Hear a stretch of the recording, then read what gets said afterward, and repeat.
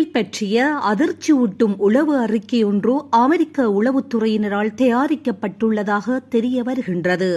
இந்த விவகாரத்தை சுருக்கமான ஒரே வாக்கியத்தில் கூறுவது என்றால், ஈரான் போரின் முக்கிய அமெரிக்க விஐபிகளை இஸ்ரேல் உளவு பார்த்ததாக அமெரிக்க உளவுத்துறை கூறுகின்றது. ஈரான் மீதான தாக்குதல்களை அமெரிக்காவும் இஸ்ரேலும் ஒன்றிணைந்தே நடத்தின. காசா போரிலும் லெபனான் போரிலும் அமெரிக்காவும் இஸ்ரேலும் ஒருங்கிணைந்தே செயற்பட்டன. எர்மன் ஹவுதிகளுக்கு எதிராக அமெரிக்காவும் இஸ்ரேலும் தாக்குதல் நடத்தின. அப்படியான சூழ்நிலையில் இந்த உளவு பார்த்தல் விவகாரம் பற்றி வெளியான தகவல் அதிர வைக்கும் விதமாகவே உள்ளது. ஈரானுடன் போர் நிறுத்த ஒப்பந்தத்தை செய்ய முயற்சிக்கும் அமெரிக்க பேச்சுவார்த்தையாளர்களை எஸ்டோனிய உளவு அமைப்புகள் ரகசியமாக கண்காணிக்கின்றன என்கின்றது அமெரிக்க உளவுத்துறையின் ரகசிய அறிக்கை என்ற ஆச்சரிய தகவல் வெளியாகி ஒரு உலுக்கு உலுக்கியுள்ளது. இது அப்படியொன்றும் உலகமே கவிழ்ந்துவிடும் அதிர்ச்சி அல்ல. இஸ்ரேலும் அமெரிக்காவும் ஒருவரை ஒருவர் உளவு பார்ப்பதை நீண்ட காலமாகவே தெரிந்து கொண்டுள்ளன. அது மட்டுமல்ல, அதனால் தமக்கிடையே முறுகிக் கொள்ளாமல் அதை அனுமதித்தும் வந்துள்ளன. சாதாரண காலங்களில் அது சகஜம்தான். ஆனால் தற்போது அப்படியல்ல. இருதரப்பும் தமது பொது எதிரியான ஈரானுக்கு எதிராக போர் புரிகின்றன. இது ஒற்றுமை வேற்றுமை என்ன? ஈரானுடன் ஒரு போர் நிறுத்த ஒப்பந்தம் செய்ய விரும்புகின்றது அமெரிக்கா, ஆனால் தமது நிபந்தனையின் அடிப்படையில். ஆனால் இஸ்ரேலின் நிலைப்பாடு வேறு. இந்த பேச்சுவார்த்தைகளை மூட்டை கட்டி வைத்துவிட்டு ராணுவ ரீதியிலே ஈரானை வழிக்கு கொண்டு வரலாம் என்கின்றது இஸ்ரேல். அப்படியான நிலையில் அமெரிக்காவின் பேச்சுவார்த்தையில் என்ன நடக்கின்றது என்பதை இஸ்ரேல் நிச்சயமாக தெரிந்து கொள்ள விரும்பும். இப்படியான விஷயங்களிலே அமெரிக்கா சொல்வதை விட இஸ்ரேல் சுயமாகவே தெரிந்து கொள்ள விரும்பும் என்பதில் ஆச்சரியம் ஏதுமில்லை. ஆனால் ஈரானுடனான பேச்சுவார்த்தைகளில் அமெரிக்காவின் நிலைப்பாட்டை தெரிந்து கொள்ள இஸ்ரேலின் தீவிர முயற்சி தற்போது எல்லை தாண்டி உள்ளது என்று சில அமெரிக்க அதிகாரிகள் கூறுகின்றார்கள்.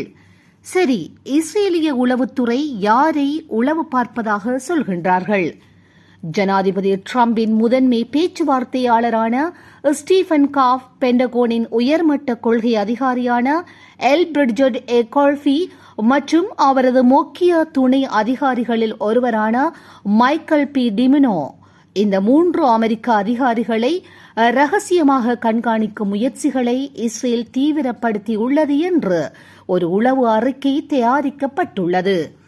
அமெரிக்க ராணுவ உளவுத்துறை TIA மற்றும் பிற உளவுத்துறை அலுவலகங்களால் தயாரிக்கப்பட்ட ஒரு அறிக்கை வேறு சில விவரங்களிலும் கவனம் செலுத்துகின்றது. பல ஆண்டுகளுக்கு முந்தைய நிகழ்வுகளையும் ஒப்பிட்டுள்ள அந்த உளவு அறிக்கை மிக அபாயகரமான எச்சரிக்கை ஒன்றை வெளியிட்டுள்ளது. இஸ்ரேலால் ஏற்படக்கூடிய உளவு பார்த்தல் அச்சுறுத்தல் மட்டம் சமீபத்திய வாரங்களிலே அதிகம் என்ற நிலையிலிருந்து மிகவும் ஆபத்தானது என்ற உச்ச அளவுக்கு உயர்த்தப்பட்டுள்ளதாக கூறியுள்ளது. அப்படியானால் இது அமெரிக்காவுக்கு சீரியஸ் விஷயம். அமெரிக்க ராணுவ உளவுத்துறை TIA தயாரித்த இந்த உளவு அறிக்கை அமெரிக்க ராணுவ அதிகாரிகள் மற்றும் அமெரிக்க அரசு அதிகாரிகளை உளவு பார்ப்பதற்கான இஸ்ரேலின் பல்வேறு முயற்சிகளை வெளிப்படுத்தியுள்ளது. இந்த உளவு அறிக்கை ஒரு உணர்ச்சிகரமான தருணத்தில் வெளிவந்துள்ளது. அதனால் இன்று மேற்கு ஊடகங்களிலே இது ஒரு பரபரப்பான விஷயமாக மாறியுள்ளது. இஸ்ரேலும் அமெரிக்காவும் ஈரானுக்கு எதிரான போரை தமக்கிடையே பேசி திட்டமிட்டு இணைந்து நடத்தி வருகின்றன. அத்துடன் இஸ்ரேலும் அமெரிக்காவும் தற்போது உள்ளதைப் போன்று நெருக்கமான ராணுவ ஒருங்கிணைப்பை இதற்கு முன்பு எப்போதுமே கொண்டிருந்ததில்லை. இஸ்ரேலிய ராணுவ அதிகாரிகள் அமெரிக்க மத்திய கட்டளை தளத்தில் உள்ள அமெரிக்க அதிகாரிகளுடன் அருகருகே அமர்ந்து இணைந்து பணியாற்றி வருகின்றனர். அமெரிக்க ராணுவ அதிகாரிகள் இஸ்ரேலிய அதிகாரிகளுடன் மிகப்பெரிய அளவிலான உளவு தகவல்களை பகிர்ந்து கொள்கின்றனர். ஆனால் போர் நிறுத்த பேச்சுவார்த்தைகளில் டிரம்பின் உக்தி மற்றும் மாறிவரும் நிலைப்பாடுகள் பற்றிய துல்லியமான உண்மை தகவல்களை இஸ்ரேல் உளவு பார்ப்பதாக மூத்த அமெரிக்க அதிகாரிகள் தெரிவித்தனர். இந்த புதிய உளவு அறிக்கை அமெரிக்க மத்திய கட்டளை தளம் மற்றும் இஸ்ரேலிய பாதுகாப்பு படை இடையிலான ராணுவ போர் திட்டங்களை மேலும் சிக்கலாக்கலாம். முக்கியமாக இஸ்ரேலிய அதிகாரிகளோடு பகிர்ந்து கொள்ளப்படும் ரகசிய தகவல்களுக்கு புதிய கட்டுப்பாடுகளை விதிக்க பென்டகோன் முடிவு செய்தால் இது பெரிய தாக்கத்தை ஏற்படுத்தும். அது ஈரானுக்கு சாதகமாக அமையலாம். அமெரிக்க ஜனாதிபதி டொனால்ட் ட்ரம்ப் தமக்கு சாதகமான ஒரு அமைதி ஒப்பந்தத்தை ஈரானுடன் செய்ய விரும்புகின்றார். மறுபக்கத்தில் இஸ்ரேலிய பிரதமர் பெஞ்சமின் நெதன்யாகு ஈரானின் ராணுவ திறன்களை மேலும் அழிக்க விரும்புகின்றார். அதற்கு போர் அவசியம். அது மட்டுமல்ல, இஸ்ரேல் ஈரானின் மதவாத அரசாங்கத்தை பலவீனப்படுத்த அல்லது வீழ்த்தவும் மற்றும் லெபனானில் உள்ள ஈரானிய ஆதரவு ஹெஸ்புல்லாவை தாக்கவும் முயல்வதால் அமெரிக்காவுக்கும் இஸ்ரேலுக்கும் இடி ஏற்கனவே பதற்றம் நிலவி வருகின்றது. இஸ்ரேலில் இருந்து செயற்படும் அமெரிக்க பாதுகாப்பு பணியாளர்கள்தான் முதல் எச்சரிக்கை சிக்னல்களை கொடுத்தார்கள்.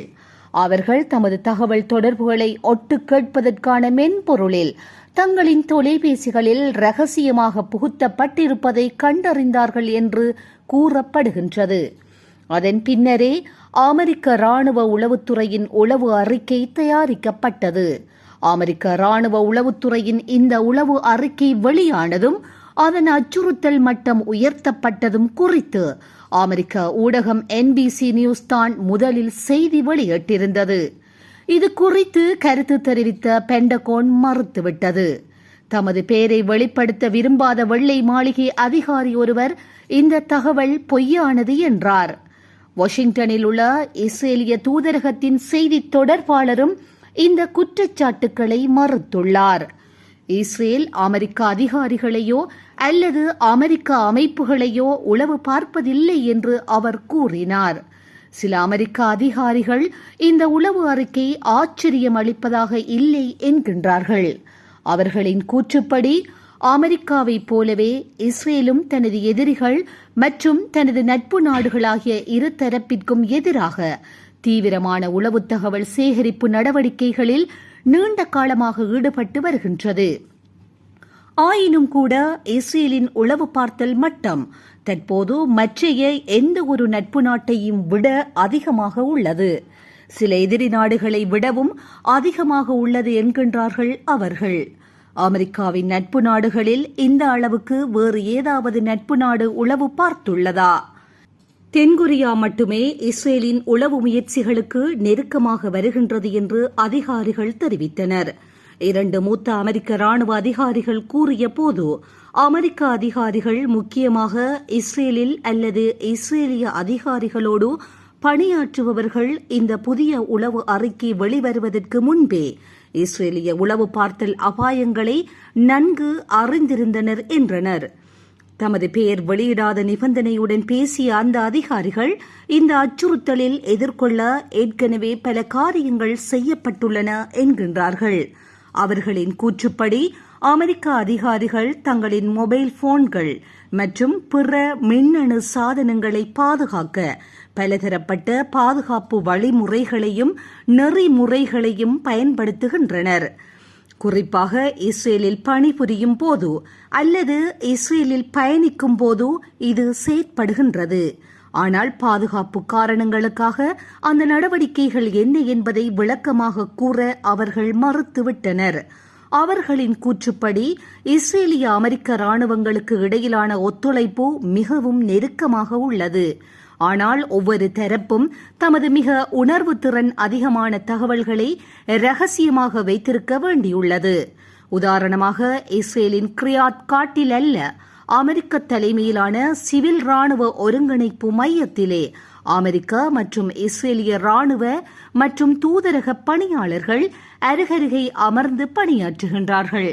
ஆனால் அந்த கட்டிடத்தில் அமெரிக்கர்கள் மட்டுமே பயன்படுத்த ஒரு தளமும் இஸ்ரேலுக்கு மட்டுமே பயன்படும் ஒரு தளமும் உள்ளன. அங்கு அந்தந்த நாட்டின் அதிகாரிகள் தங்களின் அதிரகசிய விஷயங்களை விவாதிக்க முடியும்.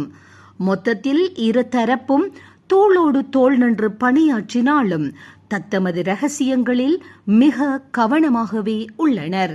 இதுபோன்ற செய்திகளை உடனுக்குடன் துல்லியமாக நீங்கள் அறிந்து கொள்ள கல்ஃப் நியூஸின் தமிழினை சப்ஸ்கிரைப் செய்வதனூடாக அறிந்து கொள்ள முடியும்.